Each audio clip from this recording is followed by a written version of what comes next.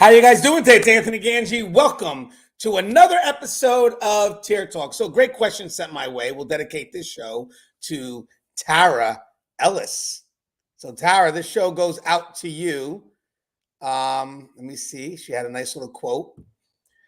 We wanted to talk about, does inmate rehabilitation really work in our prisons and jails? And I have a great guest today. We're going to have Rdap Dan on, Dan Wise. Dan Wise has been through the system. He is actually very successful right now. He's got his own business, and he's going to share his story. He's also going to show you how programs work inside these facilities, more so the federal side. He was part of a drug residential program. So basically, it's a program where it's inside the federal system. It's inside the federal prisons because that's where he did his time. And basically what it is that it's kind of very inmate driven. Even though there are facilitators, he's going to tell you how much the inmates take part in that change, in that effort to change, because I believe a lot of it is about creating this community that shows support. The one thing about programming, guys, is we could do all we can, but if we are surrounded in a community that conflicts with the influence we're trying to create, well, then the problem is that whatever we're going to do is going to be fruitless. So in this program that Dan was a part of, which he'll explain, they create a community that's actually more beneficial. It's supposed to be in line with what the vision is for the drug treatment program. So I find it to be very interesting, and I think Dan is going to be able to give you a great breakdown of how this program works. But you guys, now let me ask you guys a question real quick before we start to chat. Does inmate rehabilitation really work from your perspective? What are your thoughts? Now, real quick, got my three sponsors. Let me get them mentioned.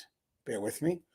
My three sponsors are American Military University. If you guys are looking to get a higher degree, go to college, seek higher level of education, please check out American Military University. It's a great online school, very supportive of what we do in corrections, and also very supportive of what we do here on Tier Talk. We also have Guardian RFID. Guardian RFID from inmate tracking and cell checks to cloud-based business and artificial intelligence. Guardian RFID digitally transforms jails, prisons, juvenile detention facilities of every size. Visit guardianrfid.com for more information. And yes, I should have that memorized. I know that's a shot there, 616, and you're right. I should have that memorized. That's bad of me. Guys, I do this done this 1,100 times. You figure I'd have it memorized. And guys, we're also sponsored by Shea. Now, Shea is spelled CEIA. Shea USA is the world's leading weapon, cell phone, and contraband detection system manufacturer for corrections. For more information, contact Joe Vasquez. He's a subject matter expert. His number is 440-561-7615. He's passionate about our industry, and he will help you get the equipment you need. It's pretty cool to see some of the equipment that we utilize in our prisons and jails.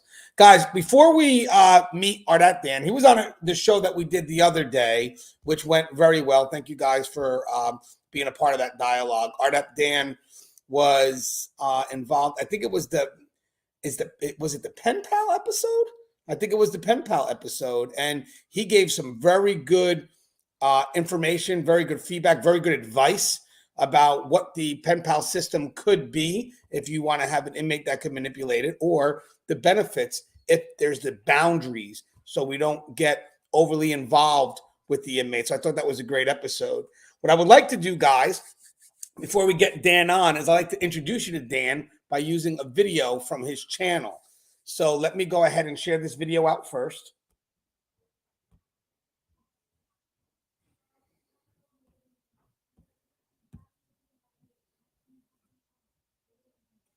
What's going on, guys? Rdap Dan, Federal Prison Time Consulting here.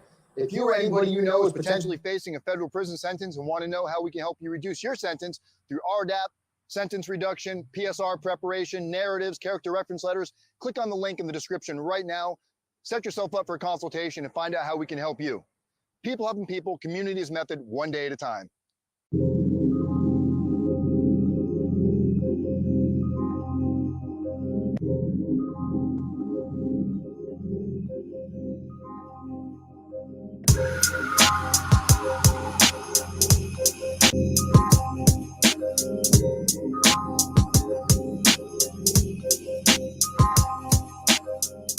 My name is Dan.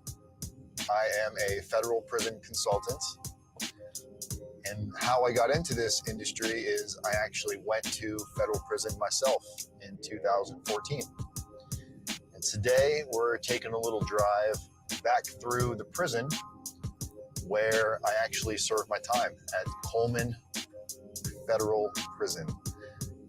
And Coleman Federal Prison is actually the largest federal prison in the United States. It's got 2 penitentiaries, a medium, a low security, and a women's camp.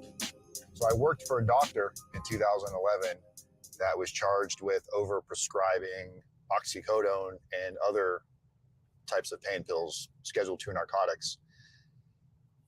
And because I did not bring it to the attention of the DEA, I ended up receiving a federal indictment in 2011 for conspiracy to distribute. I fought my case from 2011 until 2014 with 13 other co-defendants, at which point all of us took a plea agreement as we were facing a little over 25 years if we had gone to trial and lost.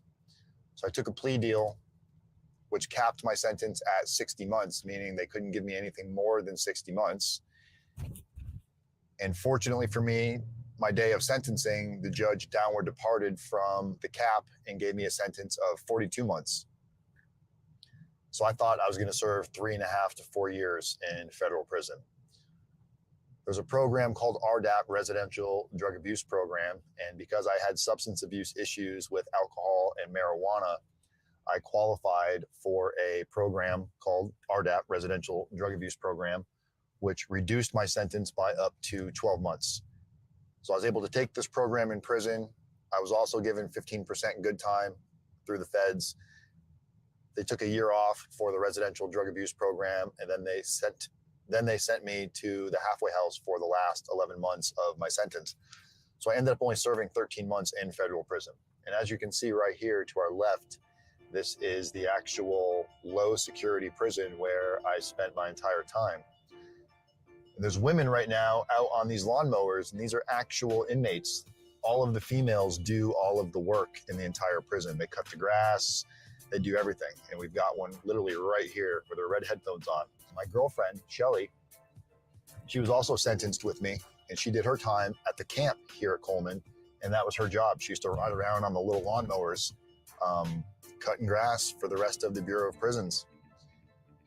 You got the rec yard right over here. You can see the basketball courts through there. You can see the bleachers. Basically, there's 2 softball fields over there. There's a football field, basketball, handball, soccer. There's a half-mile track that people are walking around right now. So there's plenty of time to get fitness. Getting ready to go to federal prison was extremely terrifying, to the point where I thought my life was going to be over, and I imagined prison being kind of like what you see on TV. That was my only real comparison at that point, was rapes and violence, extortion. And I had no idea how I was supposed to prepare for this because I'd never been in any real trouble before. So when I found out I was going to prison, I thought it was going to be exactly like what I saw on TV, Locked Up Abroad or the TV show Oz, just tons of violence. And they do have those kind of prisons, as you can see right here. They have the U.S. Penitentiary. This is where you see severe violence, concussion grenades going off. It's exactly what you see on TV. There's ambulances leaving here on the daily of people being taken out in body bags because of the gang violence, or just, it's a different world. So it was pretty serious. And being at a low security, not having that kind of threat, but hearing it, I just thanked God every day that I was not in that kind of a situation to where I had to worry about that type of living. The other inmates was one of my biggest fears, is how are the other inmates going to perceive me? What are they going to be like? Am I going to get along with anybody? You know, I really felt like I was in this world by myself.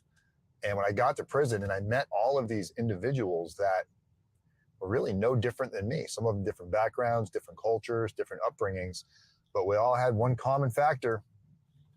We all were in federal prison together, and we all shared a common bond and it was more like a brotherhood in there where everybody gave respect. I really saw more respect given in federal prison than I see in the free world. People holding doors for you, people saying sorry if they bump you by accident. It's so different in there because you're around these people 24/7. When I was released from prison in 2015, I didn't know what I was going to do. I moved to Spokane, Washington to be closer to my girlfriend. That's where she was originally from. Her family lived there, so she wanted to be there until I got out. And I had no idea what to do. I was living in a federal halfway house, and I'd go to work every day, and I had some free time. Right before I went to prison, I posted a video on YouTube kind of talking about I'm getting ready to go to prison to serve a 42-month sentence. I don't know what to expect. Pretty much just a terrified video of what I thought prison was going to be like. And when I got out of prison in 2015 and I saw that video and all of the views that it had and comments from individuals just like me, first-time, nonviolent, white-collar individuals getting ready to go to prison, they all had the same questions and the same concerns that I had and the same fears. So I started posting response videos as to what people could actually expect, what they could do to potentially reduce their sentence, how they should be preparing letters to judges, a little bit of everything to try to reduce fear and anxiety for somebody else that may be going through a very, very tough period of their own life. So right now, we're driving through the women's portion of where they do a lot of their work. So you basically see all these women wearing tan shirts and green pants. These are all female inmates, which is surprising how we're allowed to just drive through here. I mean, are we actually allowed to drive through here? I don't really know, but I can tell you that it's just wild that we can drive right up in here, and to pass contraband off or introduce drugs into the prison system, it would not be very hard. I mean, I'm sure there's cameras everywhere, but at the same time, it wouldn't be very hard to drop something out of your car to give these women something to bring into the prison. So you have to imagine there's high levels of contraband being brought into this prison on a regular basis.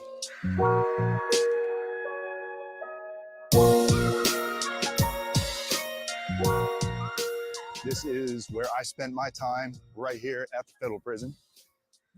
This is where you'd actually go in if you get intake when you self-surrender, right behind me. So hope you guys enjoyed the footage. Rdap Dan, and I'm out of here.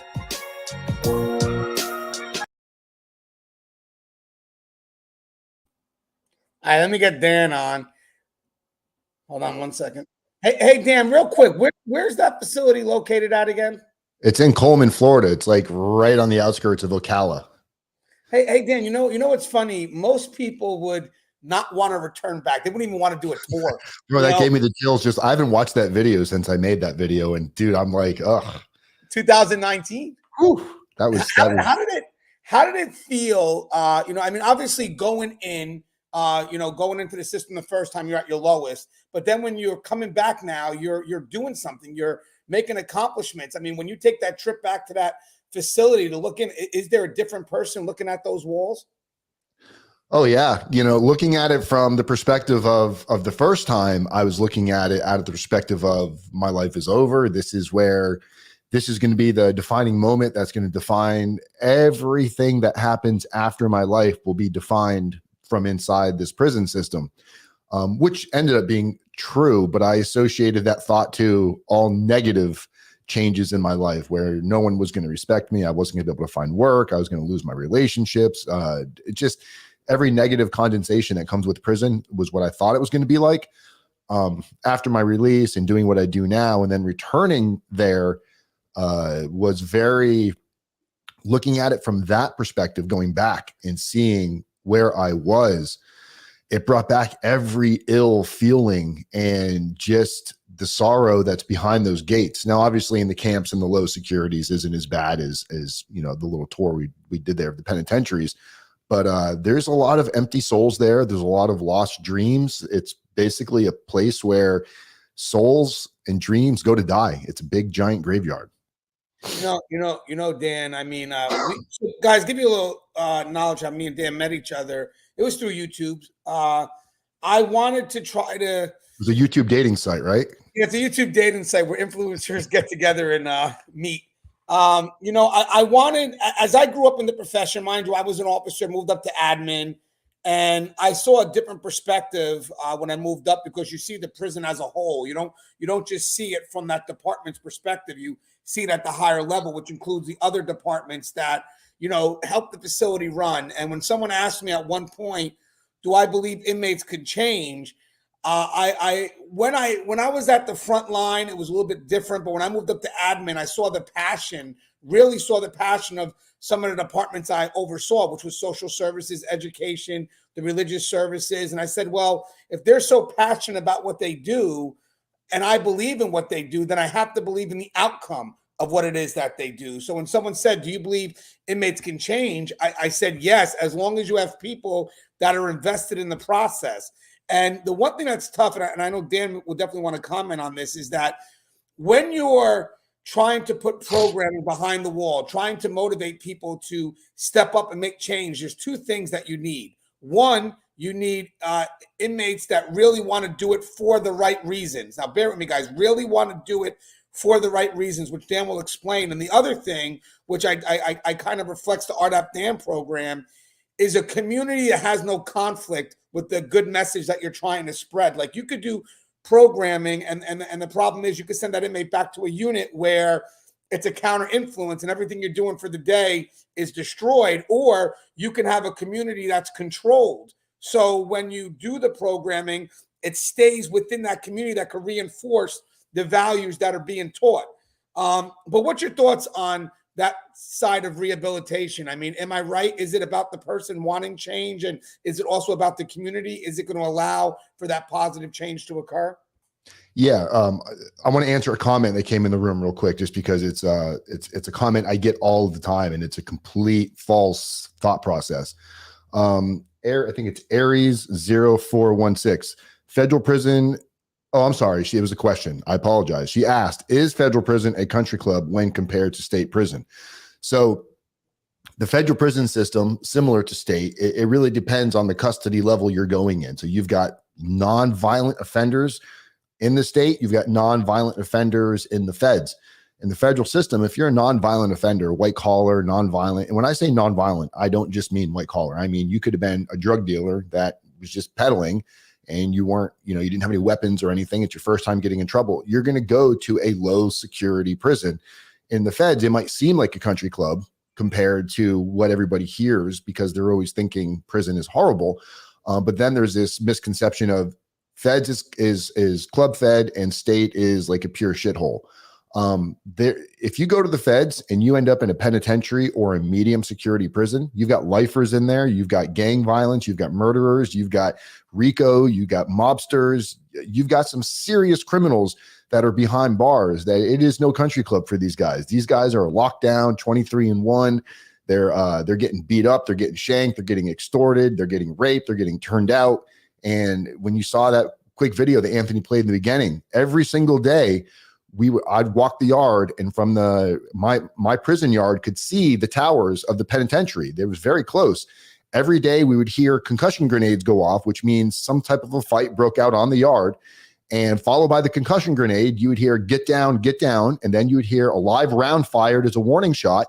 If you heard another shot fired after that, it was aimed to kill the inmate, because they were not complying with the orders and something was happening. Then within 10-15 minutes, you would see the ambulance roll in from the street, and you'd see the ambulance leave. And it's fair to say that there's probably a body, whether it's dead or not in good condition. So no, federal prison is not a club compared to the state. It's the security levels that determine that. So hopefully that kind of answers that question. Yeah, but wait, Dan, real quick. So by the way, I love this because we get to learn from each other. So Dan says, can you click on the other tab, Anthony? It's got a weird view. Sure. There you go. You know how Dan said aim to kill? I'm going to say aim to stop. But go ahead, Dan. He's probably right. I was there from the inmate mentality. And I apologize. I came down with a cold last night, so I look like I didn't sleep, but I slept very well. So Anthony's question, yeah. So when you get into the prison system and we hear all these horror stories about how prison reform needs to take more action on rehabilitative measures, and they don't rehabilitate these people that go into here. It's just a human warehouse. the truth to that is the fact that a lot of guys that go in aren't willing to put themselves through the pain that is required. You know, you've got to change your entire thinking, your behavior. You got to change your wants, your needs, your requirements. And in prison, it's really easy to fall into, oh, let's go out and, you know, play sports all day. Let's go in and gamble on. I mean, gambling was huge in the prison system. Gambling on everything: race, NASCAR, NFL, baseball, gambling on the yard. You would see, you know, you've got some amazing athletes that are in prison, and we would have soccer games, football games, baseball games. And these are legit like rivalries. You know, when I talk about high dollar, there's millions of dollars being transferred in and out of the prison system from outside, from the family members of these individuals, on betting that took place in the prison on things like a race or an inmate softball game. They would do these type of activities instead of working towards educating themselves, creating a foundation for living a successful, healthy lifestyle, because what they've put their thought into what a healthy lifestyle is having money in the bank, a nice car in the garage, and having women on your arm, kind of the just being better than your neighbors. And they'll do that. A lot of inmates will want to come home and do that at any cost, because that's what their defining success is based on. For myself and a lot of others, I wasn't like I was some kind of anomaly in there. I was not alone in my thinking that the only way I'm going to get through this process and change my thinking is to do things that are extremely uncomfortable until they become comfortable, and it no longer becomes weird to do these new things, like going to classes every day. Allowing other people to give me input and allow me to digest it, no matter who the individual was, no matter what their background was. You know, if some guy came in there that has no education and he grew up as maybe he's a crack baby, and he had no work ethic, and he decided to turn his life around in there, and maybe he had some advice from me, I had to be willing to humble myself and realize that some of the best advice could come from some of the most obscure people that you would never imagine in the free world that you would surround yourself around. So prison allowed me to spend my days around people that I probably would not have engaged with in the free world because of how hotty-toddy I thought I was. That's a word of the day, hotty-toddy. I really thought I had my shit so much together before prison that I thought I was such a good master manipulator and I could get anybody to do what I wanted them to do. Prison ripped that out from underneath me and showed me real quick that most of my life, when I would bullshit people, I think they probably knew I was bullshitting them, and the people that were close to me got so sick and tired of trying to help me and trying to say, Dan, you're doing it. They just kind of were like, Dan's a lost cause. He'll figure it out when he's ready. And it took running smack into prison for me to figure it out. So yes, Anthony, it is up to the inmate to take the initiative to want to change. It's going to be harder for us than it is for somebody in the free world, because we've got strikes against us, but we put those speed bumps in front of us. It's not like the system derailed me. I put myself in the scopes of the system and derailed myself. You're on mute. That's powerful too, because that's the biggest part of change, is taking that responsibility so you can honestly move forward. I think when we screen people for programming, one thing is you get the pressure to put people in because the courts are demanding it. If the person wants parole, they're going to have to complete these programs. But then you get the people that actually want to do it for the right reasons. And unfortunately, because there's limited spacing, the pressure of the court can outweigh your decision of putting the right people in. Like, I like the people that come off the bat that know they've made a mistake and they want to do what they can to turn themselves around. And I think that when it comes to that point, then yes, the state, the federal system, we have to step up and provide them with those opportunities. And we have to also make sure that we have staff that are invested. We can't have defeated staff teaching motivated inmates. It just doesn't work. You got to have staff that are just as invested as the inmate, because this is a big thing. I know one of the questions that I think it was Aries that asked, for people that have truly changed, is there still a stigma attached to the fact that they have been in prison when they come out on the outside world? And before I go to you, Dan, I just want to mention something, that a lot of them have that stigma in their mind when they go in, and they have that defeated mindset. Like, what's the sense? What is it that I'm going to be able to do on the outside? So why even bother to develop on the inside? But then you get a story like Dan's that's just the opposite. Would you agree to that, Dan? Oh yeah, 100%. It doesn't even have to be an inmate. It can be anybody. Let's take, and I'm going to use this word loosely, so please nobody take offense to it. Let's take the people that we see out there that are not doing anything with their lives, and we'll call them like let's use the word loser for a second and use it loosely. When we see the losers out there that are always complaining, they never have a job, they've always got excuses. They've always say, well, nobody will hire me, my bosses don't like me. There's always an excuse. And when we get so used to living a life where we're so used to always failing, we now know everybody's expectation of us is to fail. We no longer need to try to do anything because we've met the expectations. Nobody's surprised when we continue to fuck up. But when you decide to turn your life around, you decide to start making new choices. No one's going to believe you that you're really making these new choices. When you start to do the right thing, the first couple of weeks, the first couple of months, even the first couple of years, everyone's thinking, oh, here he goes. He's on one. He's going to go start a business. He's got this new job. I give it 6 months and he gets fired. The expectations are for you to fuck up because that's the track record you gave yourself.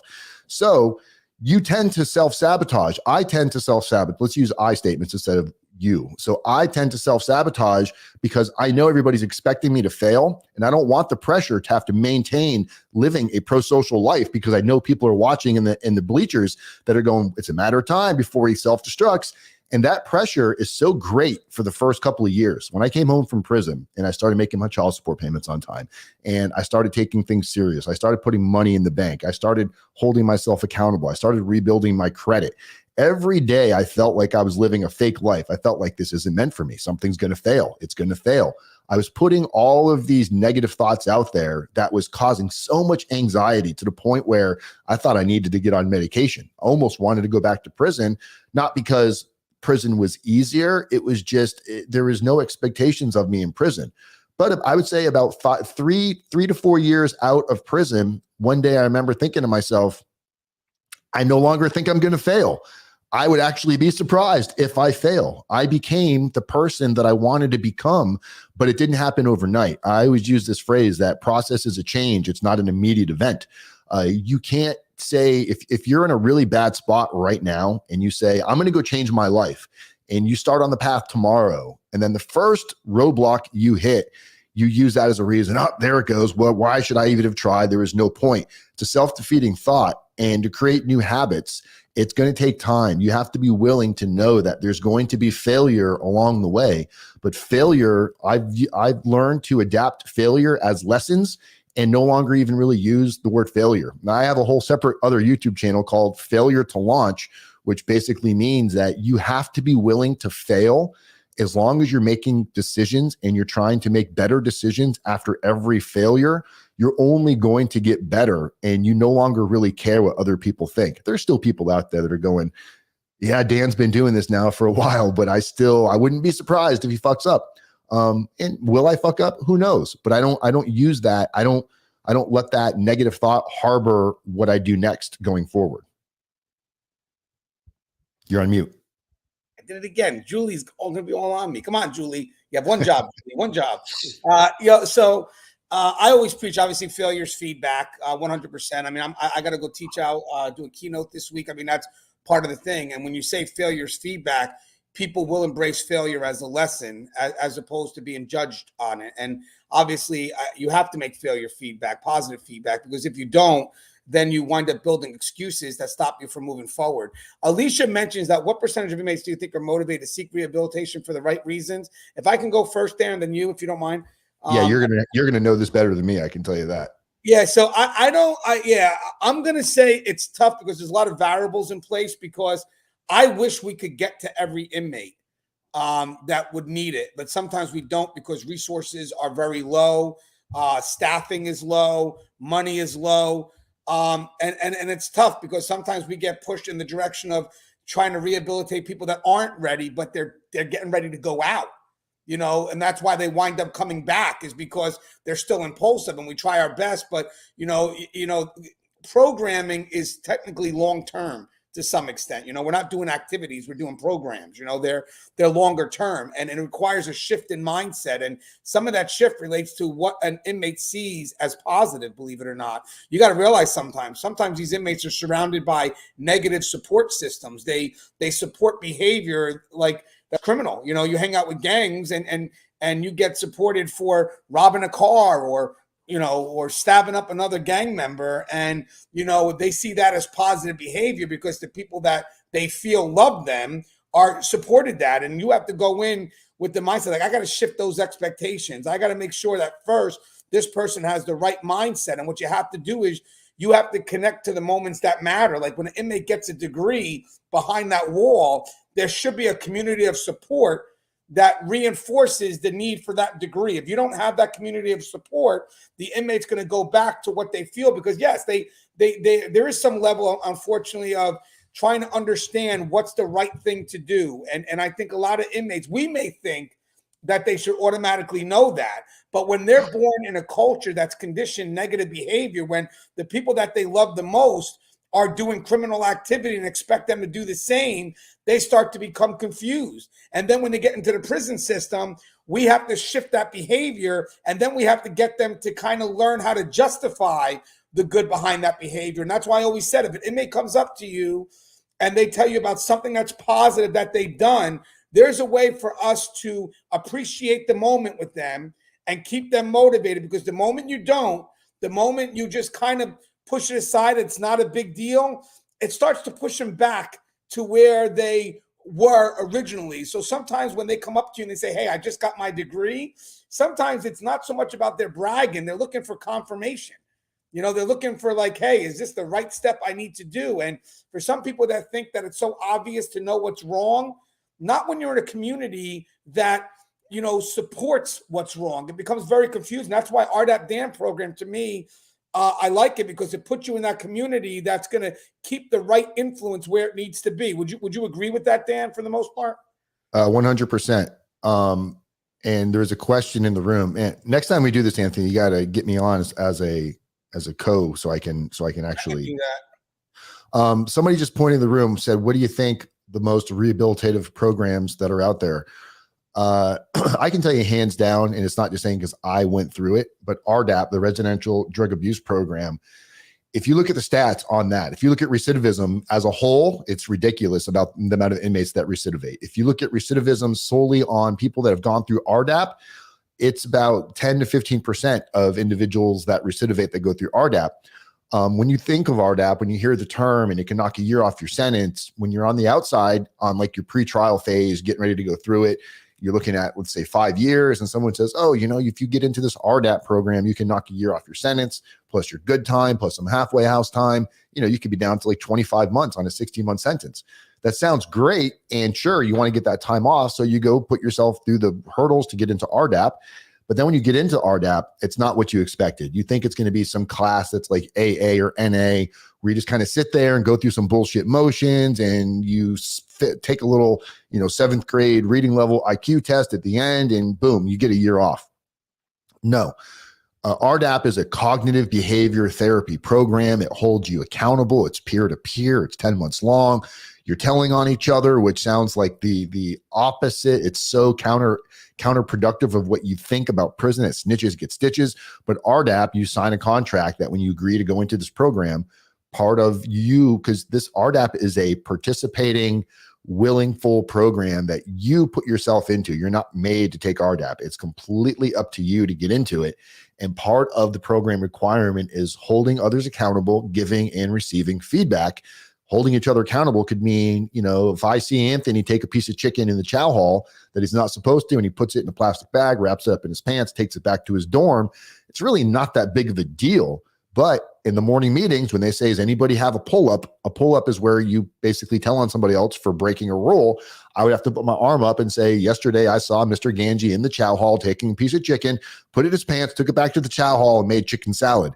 Anthony struggling with entitlement, thinking he's above others, and a mentality like this in the free world, Anthony, can land you right back in prison. You go through this whole rigmarole, but you get so used to doing this that you realize that the only way I'm going to survive in the real world is by surrounding myself around like-minded individuals. If you think you're going to come home from whatever criminal lifestyle you lived and you're going to go engage with the same individuals that you were hanging with before, you're sadly mistaken, because just because you're doing the right thing doesn't mean you're not going to be at your house one day inviting one of your old buddies over, and your old buddy's still involved in some bullshit, and you're sitting there watching TV, and all of a sudden, feds kick in your door because they're following him, and he's got a gun on him. Now you're a felon in possession of a firearm. He's not taking responsibility for it. There's so many negative things that can come from this, that doing the program in Rdap creates this way of thinking that when you get out,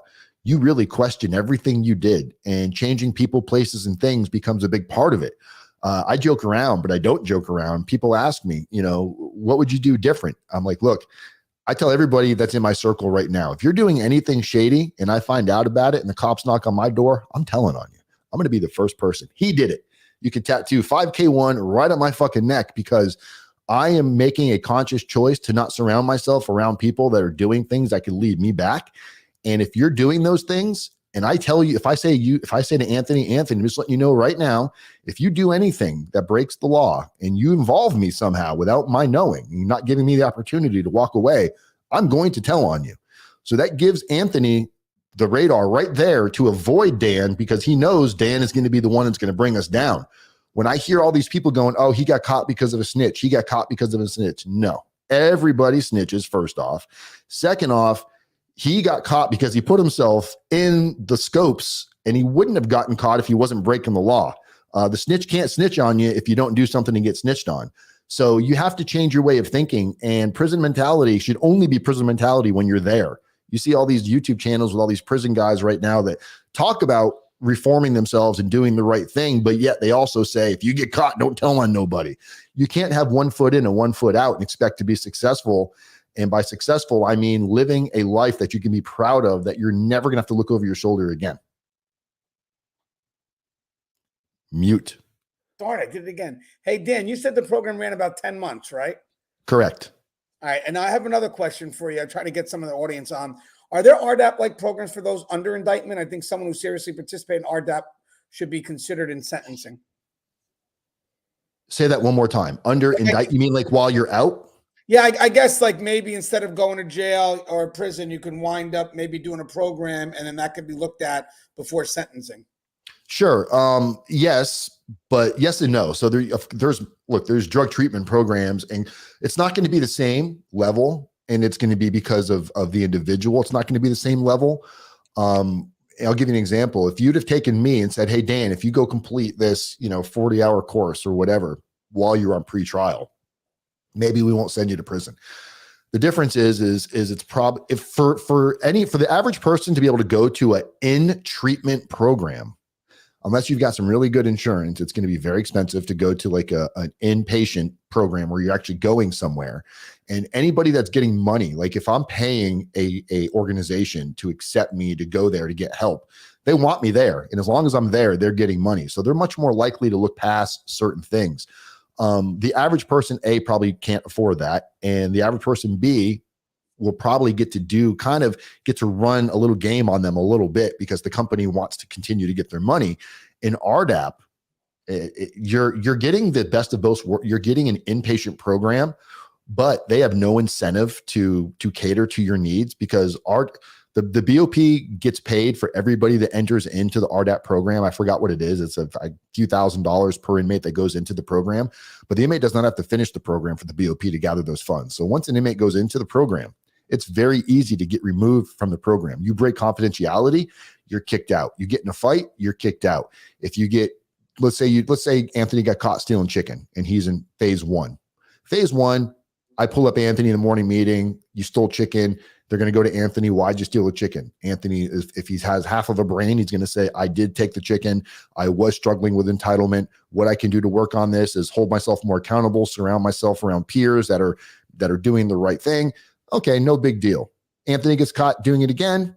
he might get a little harsher slap on the wrist. If Anthony's in phase 3, where he's getting ready to graduate, and he does that, dude, Anthony's done. He's toast. They'll kick you right out of the program. No questions asked. So the program puts you, it's dangling that year over your head. And because that year is so important, you start to force yourself to give in to the program and kind of give up to serenity. You know, it's used in the big book. It's used in everything. You realize that you can't solve your own problems without somebody else's help. A big roadblock is thinking, I can do this myself without anybody else's help. That's a foul thought. If you've got that thought in your life right now where you're going through a struggle and you're not talking to anybody because you think you're going to figure it out on your own, the chances of you figuring it out on your own are very slim. So Rdap creates an environment that is very easy to make so many mistakes that you are walking on eggshells until you adapt and you realize that if I just do the right thing and I consciously think about it and I focus on consequences before I do it. You know, we see people road raging all the time. You're driving down the street, somebody gives you the bird. You want to go give them the bird back. You want to go cut them off. And one of the consequences could be maybe the person's got a gun, takes a shot, kills you, consequence.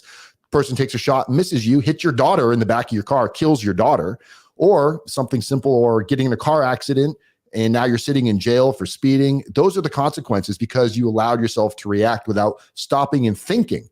Or your consequence could be, you know what? The guy gave me the finger. Who fucking cares? I'm still going to go home, eat dinner, play with my kids, watch TV, and go to bed. That's running what we call a rational self-analysis, an RSA, in the moment. And you force yourself to go, remove myself from even thinking that. And it creates a lifestyle of positive change. You know, so we get a couple of people here that are questioning rehabilitation behind the wall. This one person here, Wild Bill YouTube, saying rehabilitation does not exist in prison. Let me just mention something. First of all, I have 20 years experience in corrections. I've worked at 4 different prisons. So obviously, just from my experience, I can tell you everything that Bill just said is not true. I have oversaw programs in which people are dedicated. But having said that, guys, the thing is that we can only do so much. The person itself has to be invested in wanting to change.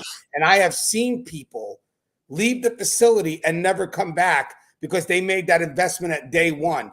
And to sit there and say, that's why people keep on coming back, that's why they return customers, that's, in my mind, that's someone that doesn't hold responsibility for people for the choices that they've made. We will create positive expectation. We will provide what we can to help you make better choices. But programs are not meant to get you to minimize the responsibility of the choices you made. Actually, it's meant for you to know of the responsibilities of the choices that you made. So for someone to come in and say that rehabilitation doesn't exist behind the wall, I'm going to tell you something. I got 20 years of experience that negates that. And I hope for the people in the comment here, that's the problem. The outside thinks they know more than they do. And for the people that come into this channel to watch what we have going on, thank you. Because that means you're open-minded. You're listening to people from experience. I am custody. I work in a prison right now. Now I'm on admin. I'm talking to someone who was locked up, who's telling you, yes, it exists. Now, these are people that are working behind the wall every day, spent time behind the wall, and we're telling you that it exists. There's no way that you can minimize my experience or literally tell us that it doesn't exist when that's all I do is see it. And having said that, for the people that say it's a waste of money, rehabilitation, guys, let me tell you something. We're no longer in a world that doesn't move. The world moves. And having said that, we cannot allow people to come into our system, and if they're looking for a way to change, to not give them the opportunity to do that, because then when they come out, okay, they are going to come back because we haven't done our due diligence. So for people to think that, you know, rehabilitation's not worth the money, guys, that's how we wind up getting more victims. You know, that's because they wind up going out, not invested in anything before they go, when they get released. And I want to add one more thing, because it does matter. It kind of gets you heated up. You know, we may not be able to get to everyone. And sometimes what we have to do as program people is that I may have 30 people right now that are ready to go. And I got one inmate right now that's just a problem. And I get it. I'm not going to forget about that one inmate, but I also have to worry about that 30 that are ready to go. You know, so if I'm a program provider and I have to invest time, I got to sometimes think about, you know what? That's 30 people that want to take programming for the right reasons. It doesn't mean that one person's forgotten, but I'm going to roll the dice. I'm going to go with the 30 right now, and we'll figure out what we can do with the one, because most of the time, if you have one inmate that is problematic and you got 30 inmates, let's say, wanting to do the right thing, you have to take that one inmate out. Because at the end of the day, that one inmate is going to mess up the progress for those other 30. And those 30 inmates are going to come out and expect you to do that. Hey, Gange, this inmate's got to go. We're trying to do this. We're trying to do this. We're trying to do this. And this person keeps on acting up. So what do? Don't forget about the inmate. We put them in a more controlled setting, deal with them on a one-on-one basis if need be. But at all times, for people to question the need for rehabilitation or to question if it's even really being done, go from my experience, go from what Dan is saying. Of course it's being done, but I'm going to tell you something. All because you lead a horse to water doesn't mean they're going to drink. All we can do is make the effort. They're in charge of the outcome. So for you to judge us based on their choices because of the outcome that they made is unfair, because you're probably not looking at the effort from behind the wall that did what they could. But unfortunately, people are responsible for their own choices. What's your thoughts on that, Dan? Just out of curiosity. I mean, my thoughts are identical. My approach, I think, is slightly different. Clearly, those kind of comments rally you up, Anthony. And I would say sometimes those comments are intended for rallying up. Sometimes those comments come from somebody that maybe went through the system and hasn't taken accountability, like we're talking about, or it's somebody that is getting their information from a lot of the information we see on TV, news, and articles. Because look, it is a very diverse, it is a very, it's not black and white, it's political. Do prisons make money? Sure. Are prisons in business to make money? Sure. Does the world as a whole wish prisons would go away? Of course not. They're there to make money. I'm sure there's individuals out there that know it's a revolving door and it's bringing people back in. But I would say where his thinking is wrong, and that was who was that again? That was to be honest with you, it was some guy, Bill. I blocked him because the problem is, and if I may, is that he wasn't asking questions to build information. He was coming in, and instead of looking to learn, he had his mind set. So as I said, but we can use that. We can use that guy to remember when I brought on the prison guard, the CO, and you came in. I knew his mind was already made up, and my point wasn't to change his mind. My point was, because there might be other people that have the same guy's view thought. I think we can use those as tools, because we can allow that person to say these things, and then through questioning, we can break down the chain of thought and say, okay, well, what's causing you to think this? He just quoted a bunch of stuff. It's a prison warehouse. It's a business. Okay, what are you basing this on? Did you read this somewhere? Did you go through it? And slowly we get to the point where other people are going to hear it kind of break down layer by layer by layer. And the same thing that happened with that other guy, where you came in calm and just corrected him on his thinking. Our job is not to change that guy's mind. My job is not to change anybody's mind. I get told every day that I shouldn't be a prison consultant because I didn't go to a hard enough prison. I didn't do enough time. I'm too soft. I don't know what it's like. And there's some truth to that. And my answer could be, okay, well, the guy that just did 50 years that just got out, he's free to start a YouTube channel. He could share his story if he wanted to. I'm doing it. And if you don't like what I got to say, you can move on. But I'm not here to change your mind. I'm here to find that one person that tells me, oh my God, I was going through what you were going through. Or I got a letter from a little boy whose father is in the hospital waiting to go to prison.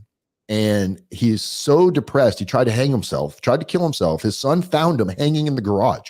And this kid, I forgot how old he was. He was very young, under the age of 15, found my YouTube channel, started sending his father videos while his father's recovering in the hospital.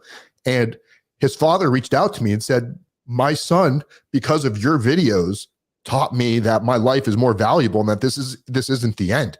These are the messages that we can get across, and we have to be willing to embrace the people that have negativity to say and not ban them. Use their negativity and if we know enough about our content, we know enough about what it is that we do, we should have no problem defending ourselves through our words and through questions, and just eventually that person will just become a nuisance. Sure.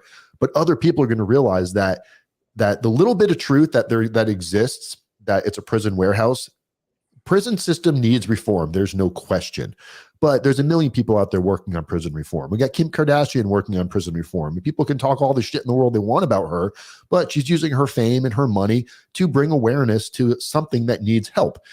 That's great. But us as individuals, as people that make mistakes that are going into the prison system, I don't care what prison system you're at, unless you're on death row and you have nothing to live for, you can find value. You can find a program.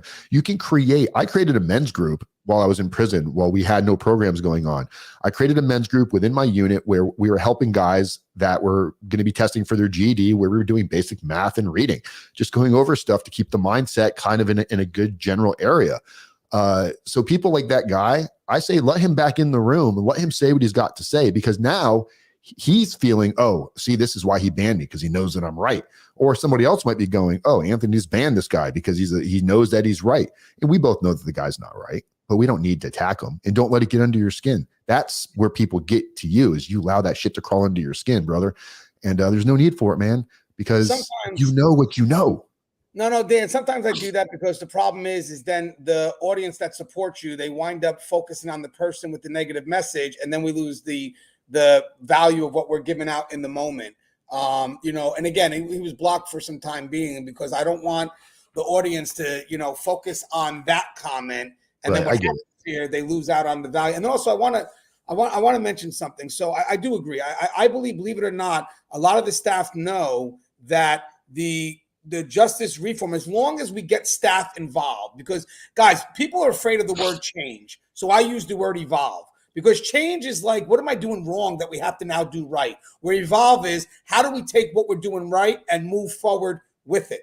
And that includes everything, because I think people are just afraid of the word change. It's like, well, how can we evolve? How can we cultivate? And I think the system is getting to a point where even custody knows that, we have to move forward. We have to be a part of this, because if not, we're going to be left behind. And I want people to know the media is going to take a negative incident and they're going to generalize it out, and they're going to define the system based on that one negative incident, knowing that there's thousands upon millions of incidents behind the wall that are positive, but just doesn't relate to the agenda that they want. I have seen officers stand next to an inmate when they've completed a program, when they've graduated.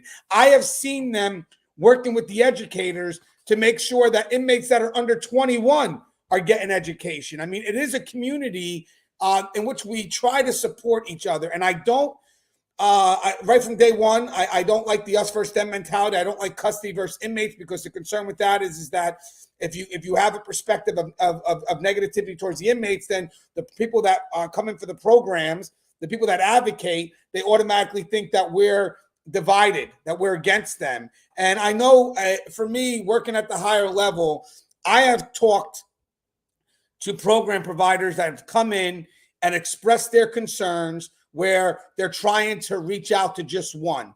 And now this is something that they, mind you guys, this is something that they choose to do. They went to school. They want to create that impact. They want to have that service to others. And when they come into a prison system, by the way, guys, to me, there is no greater service to others, because the people that come into work and help the prisoners, the unique thing is they're not doing it for recognition, because trust and believe, the prisoners, sometimes they're forgotten about. Nobody, like the one person on the outside is like, why are we even helping them? The people that are going in to help the people in the prisons are purely doing it for the right motivations, the right internal incentive. They're inspired. So then when they come in and they go to express their want to help somebody, their want to rehabilitate, again, within their prescribed role, nothing undue here, I cannot in conflict say that's impossible, because now what did I just do to this person who believes that they too can make a difference? Guys, believe it or not, it's not, we do want to make a difference in the inmates' lives, 100%,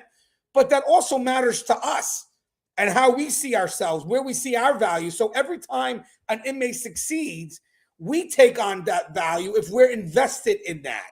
If we believe in the work that we do, so then we can go ahead and, manifest that outwards. But for the people that sit there and say that it's impossible, the reason why I would disagree is, besides the fact that I've seen inmates turn around, is because I've seen dedication when it came to impossible inmates that you would think were impossible until you connected them to someone who said, you know what, Gangi, just give me one more minute with this person. One more minute. Let's try it. And you know what? I will say one thing, guys. There always could be people that manipulate their way to the system. You know, we get it. I mean, nothing's 100%.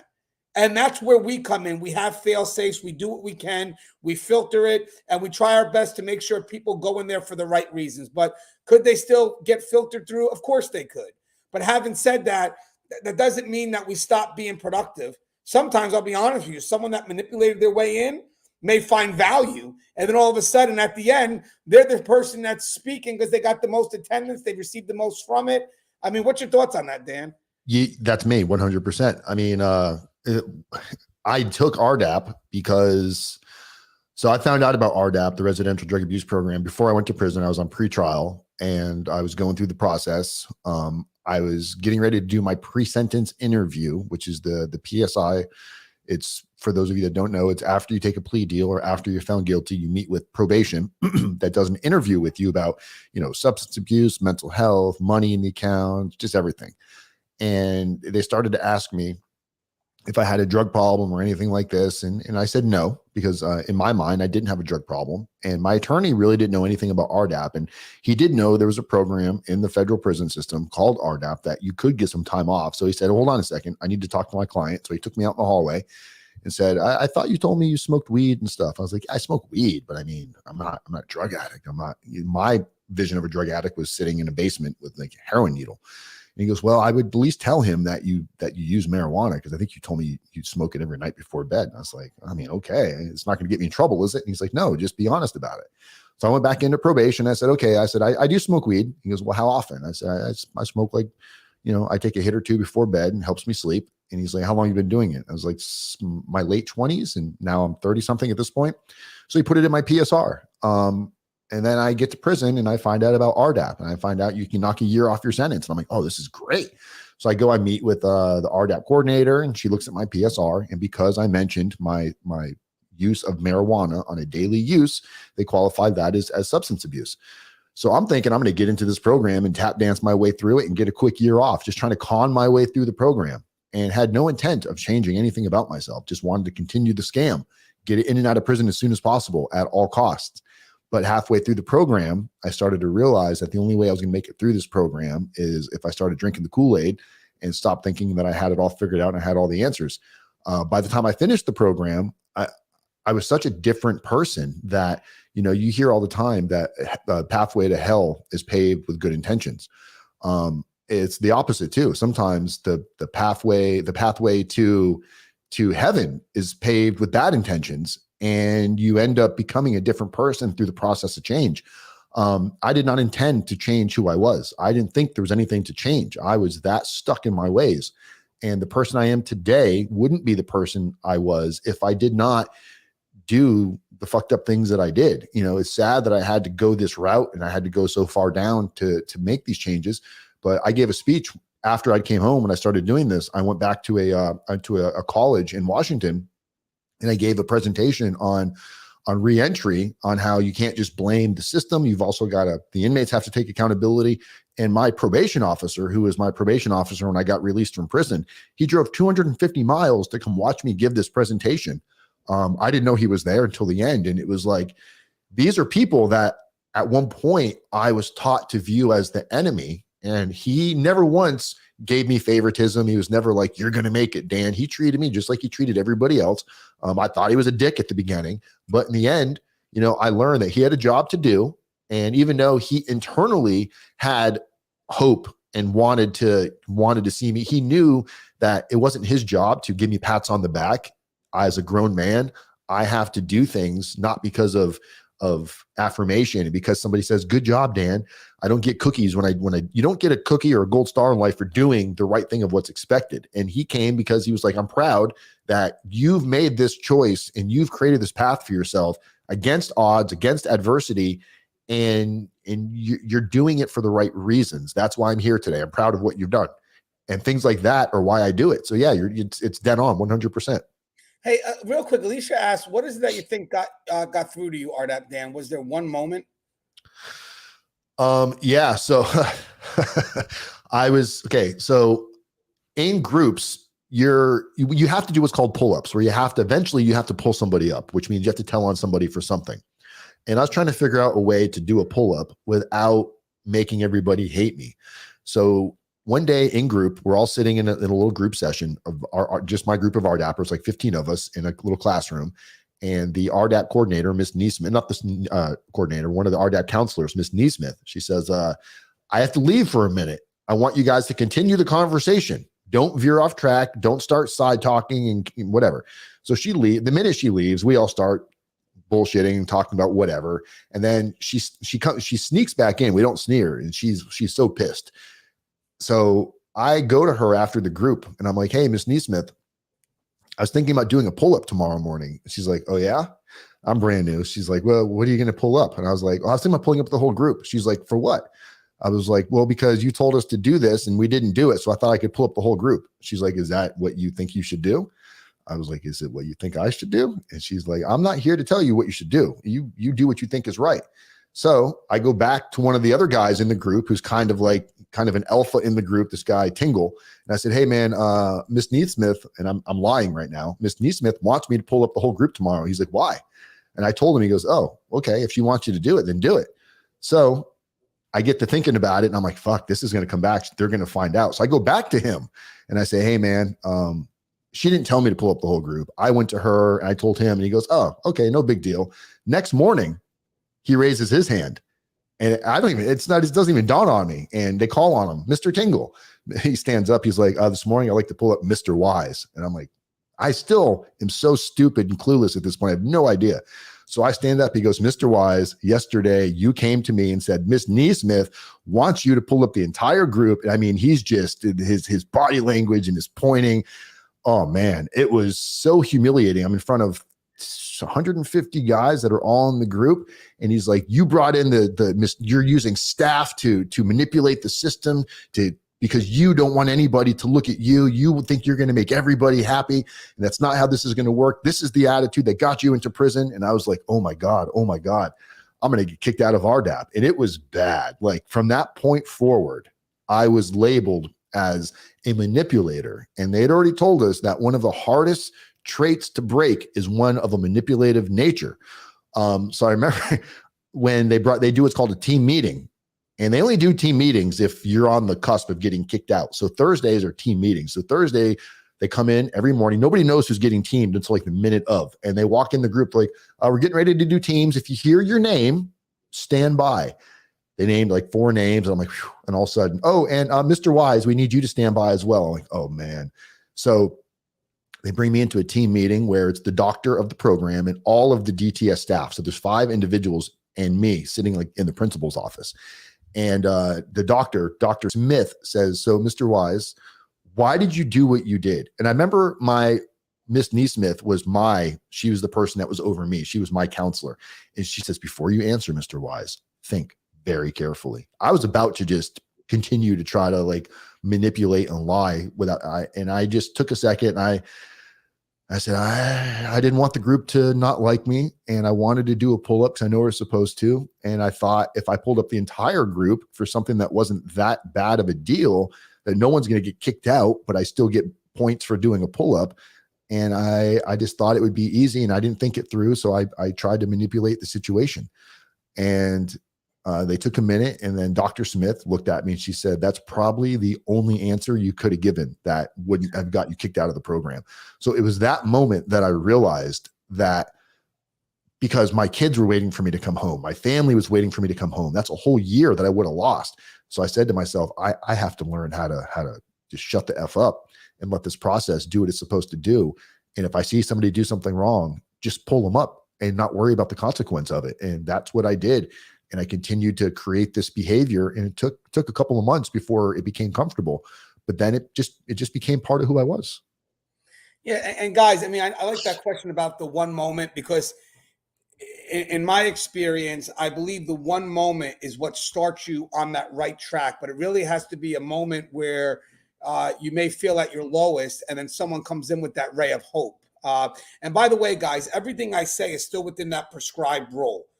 having an interaction with an inmate is within your prescribed role. And even though you're treating it with universal precaution, that doesn't mean you stop. That just means you move forward more cautiously. Just always make sure that you're in control of the dialogue and where it's headed. And I remember when I worked at the female facility, there was an inmate who, was new to the facility, very young, and she kept on falling back, because again, what she was used to being accepted, like the behavior that she was committing to, was behavior that was a norm for her. So, being tough in a prison her mind is what's expected of her. And then to have to shift that mindset. But I remember a moment where it's one of the moments I'll never forget in my career, because there was a human impact there that I felt had value in what I do, and also, in this profession. And again, guys, there is a lot of human interaction in a prison setting, in a jail setting.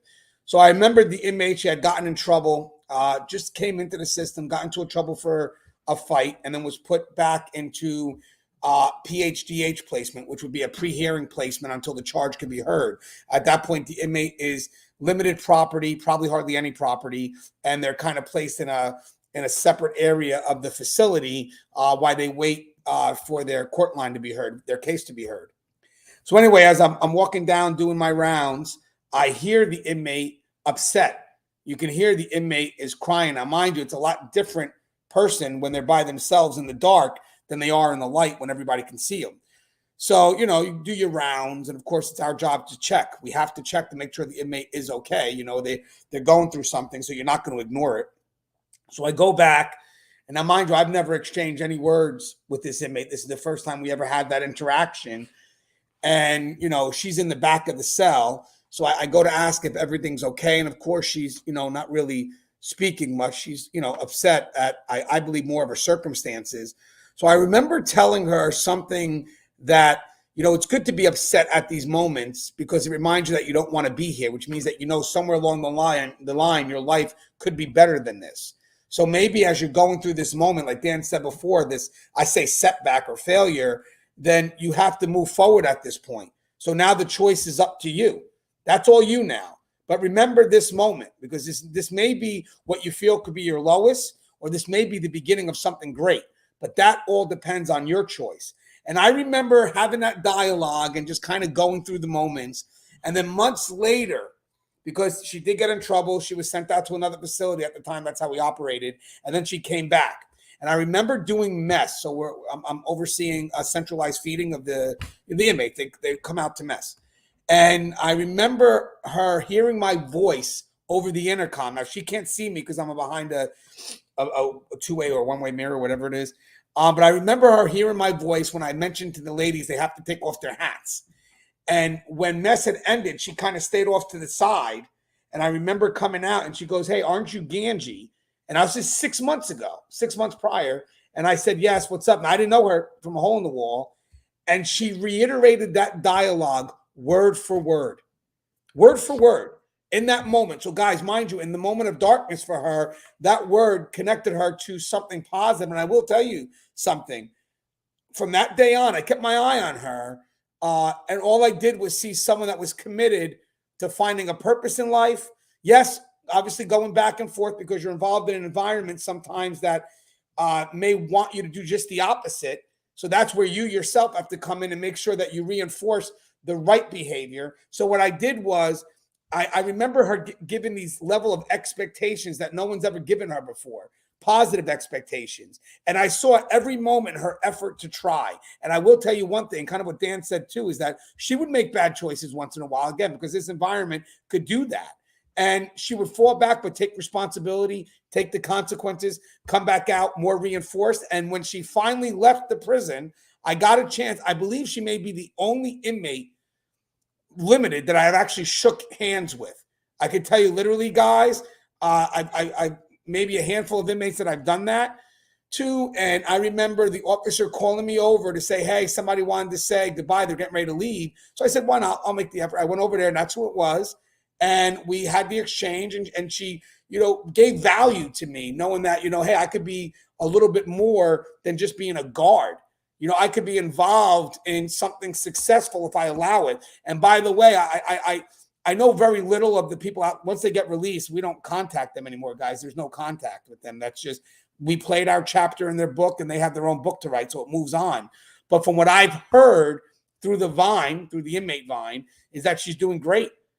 She's doing very well with her life, and there's probably not even an inkling of ever wanting to come back. But again, the reason why that mattered was because in the darkest of times, I took advantage without realizing of an opportunity that went right back on her. Either you let this settle in or you go ahead and make this the best moment in your life, because it's the moment when you realize that you could do something better. And at that point, now you may have somebody that's motivated to take something for the right reason. So I do think that one moment can spark a flame or spark a fire, and then that person now is in charge of feeding that fire. Because if they don't, you can't blame us. That's unfair. I think it's unfair to blame us when, you know, we kind of have a very outcome-driven perspective in the world. You know, we're only judged by outcomes as opposed to effort. And then when you just look at the outcome and you minimize the effort, people that are trying, making the effort, they get disenfranchised. It's like, well, why am I even trying if the odds are not as good for me to make this person succeed? Why make the try if everybody's only going to judge me by the outcome? It's like, we don't want that. Listen, I'd rather have somebody next to me that is committed than makes false promises. I want someone that's going to come up and say, I'm committed to doing this and I'll give you 100%. But can you promise you can get it done? I can't promise that because it's not all up to me. But I can give you 100% of me. I could be committed. And then that person then can take what I got and run with it. And that to me matters, because if you start appreciating the effort, regardless of the outcome, the effort, you get more people that are willing to try, because in the end, it's not about succeeding or failing. It's about, let me go one more round. Let me just see. And I think that matters, including in rehabilitation too. Hey, Dan, what's your thoughts on that? Outcome versus effort? I mean, you nailed it. It's the outcome. I believe the staff has to have the ability, because, you know, and that's why while Anthony was giving this talking on this topic, I just posted, I don't know if whoever's moderating, if they can look at the recent messages, there's a link to the video where we had the correctional officer that was he already made his mind up that every inmate was bad. There was never a good inmate. And that's the time Anthony came on and kind of gave some good advice to him. I just posted that link in here. I don't know if it's blocked because there's a link. I could also post it on my community board, guys. If you want to see that video, I'll post it on my community board on YouTube. I got you, Dan. I'll post it up now. Okay, great. So I believe it's imperative for staff, you know, when I say cater to the inmates that need the help, doesn't mean you bend over backwards for them, or you give them opportunities that you don't give other individuals. That us as inmates, we have to, if we want to try, we can't allow, just because there's good and bad apples in all bunches. And just because you might deal with as an inmate, because I might deal with a CO that maybe doesn't have my best interest, I can't use that as a reason to not to continue to want to move forward, because there was plenty of COs that you could see that they were good people. They were doing a job. They didn't want to cross boundaries. They didn't want to become personal. They didn't want to have to worry about, you know, you finding out who they were in the real world or where they lived. So inmates that want to put forth the effort, and the COs that are making it available, I think it's real important that you go through this with the expectations of, it's not like you're a little kid in school that's going to get gold stars and you're going to get privileges. You know, your privilege, I put myself in this dire situation that I'm the only one that's going to be able to get myself out of it. And the staff that I met in prison was overwhelmingly positive. If I only wanted to make my experience about the bad staff, and even then, when you would talk about some of the staff that was rude, what the story you're not hearing is, like, you know, we have count time several times a day. We have mandatory count times where two COs are walking the length of a unit, and they're both counting because they have to come up with the same numbers to make sure nobody escaped.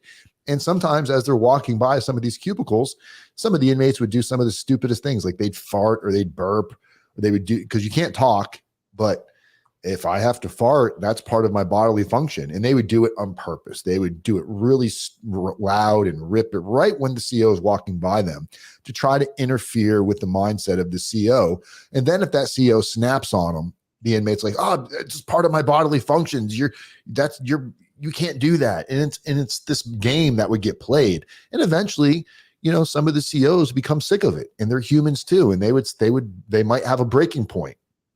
I remember it was I got moved from one dorm to another dorm.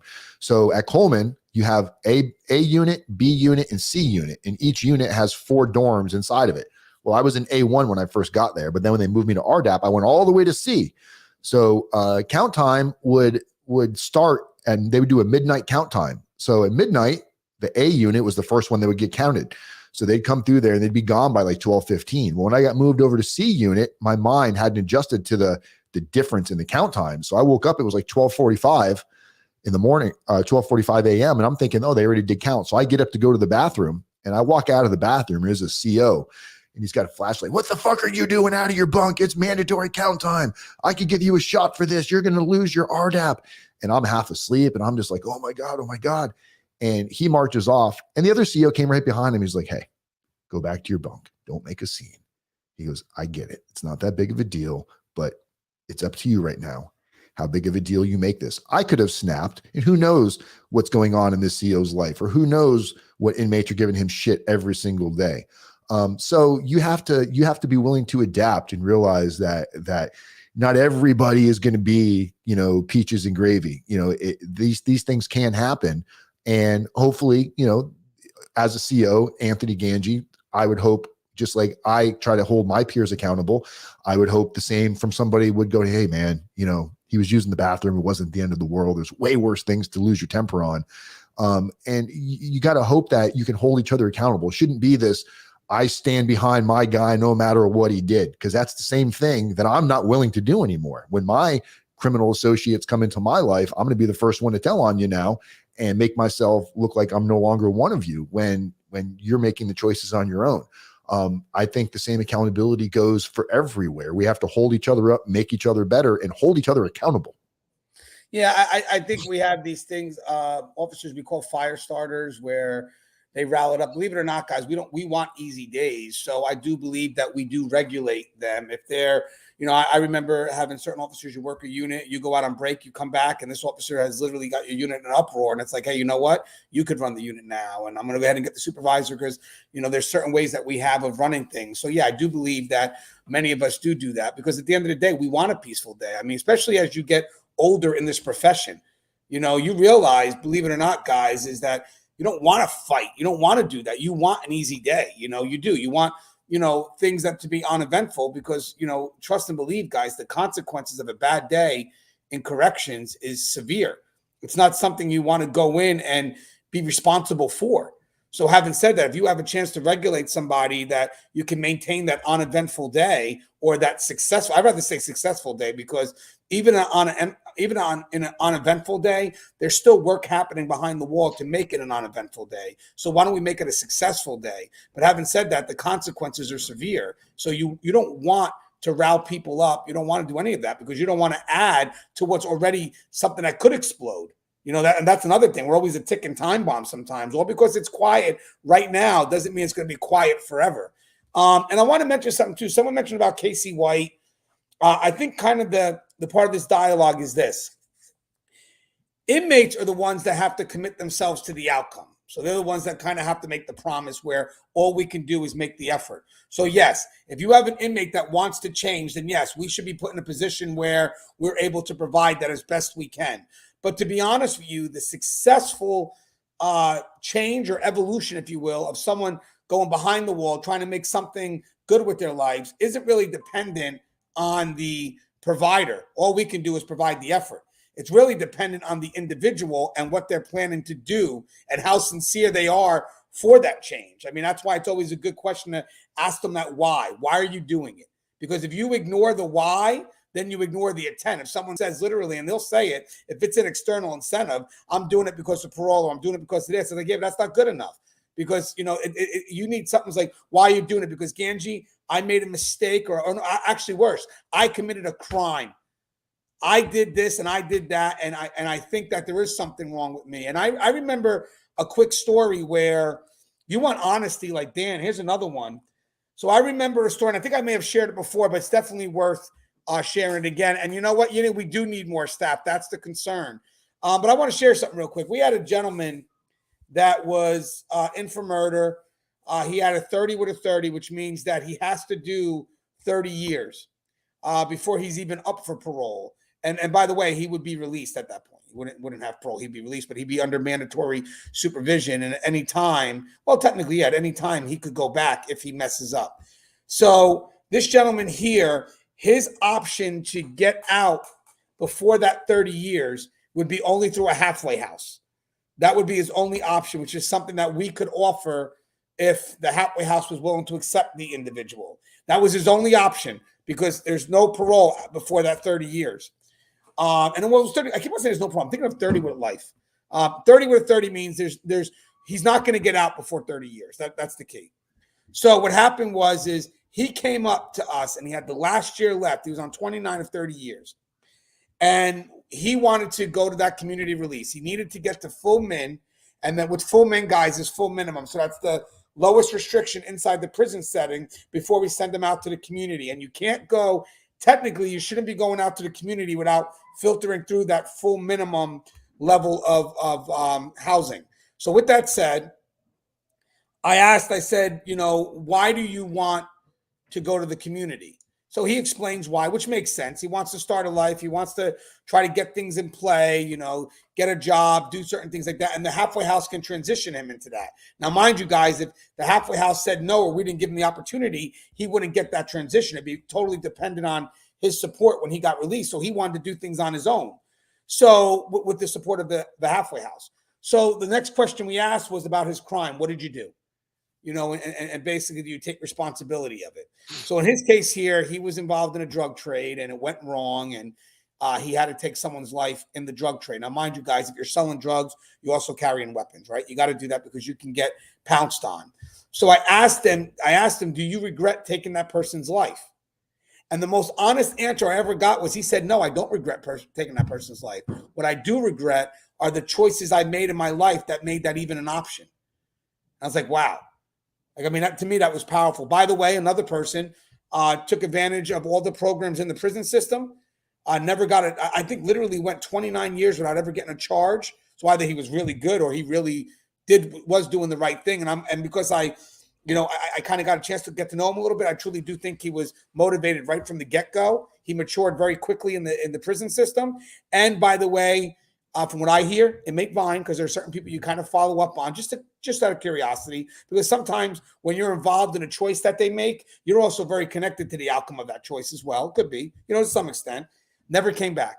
Did the right thing and never came back. So again, to me, success is really dependent on the individual. All we can do is provide the effort, but what are you going to do? Are you going to take advantage of the opportunities we've given you, or are you just doing it just to get through the motions? Hey, Dan, do you have anything you'd like to say in closing? Yeah, just real quick on the conversation right before this, talking about inmates wanting to change and do the right thing. The thing is that what I would tell, not so much, a lot of the guys that I deal with probably don't need to hear this as much because these weren't like career criminals. These were it's not minimizing what they did, but for the most part, most of these guys have had careers or living somewhat pro-social lives, and they get caught up in something dumb and got a conspiracy, went to prison. But then you've got guys that have, like what Anthony's talking about, 20, 30 years in and trying to get out. What you got to remember is it's real easy to do the right thing in prison. What I mean by that is you've got your housing taken care of. You got your food taken care of. You got your clothing taken care of. You've got most of your life needs are catered towards. It's like kind of like kindergarten class. You need to wake up when you're supposed to wake up, color inside the lines, go eat when you're supposed to eat. You're told when to do all of these things.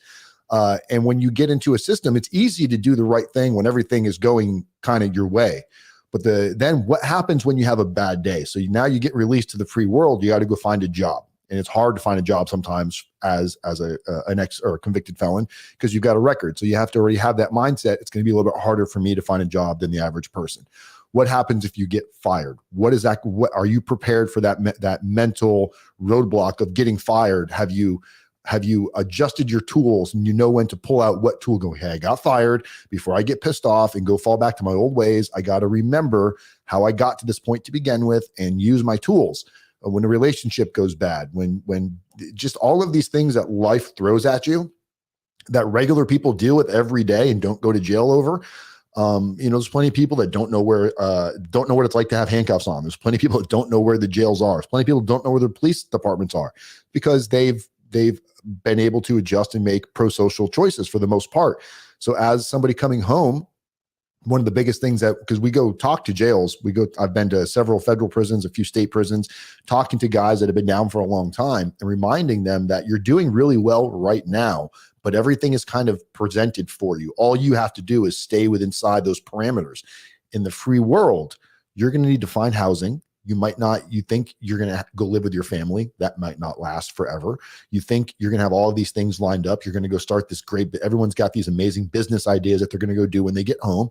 Well, what happens if it doesn't work out? Are you prepared for the struggle? And what's your fallback plan? What's your release plan really look like?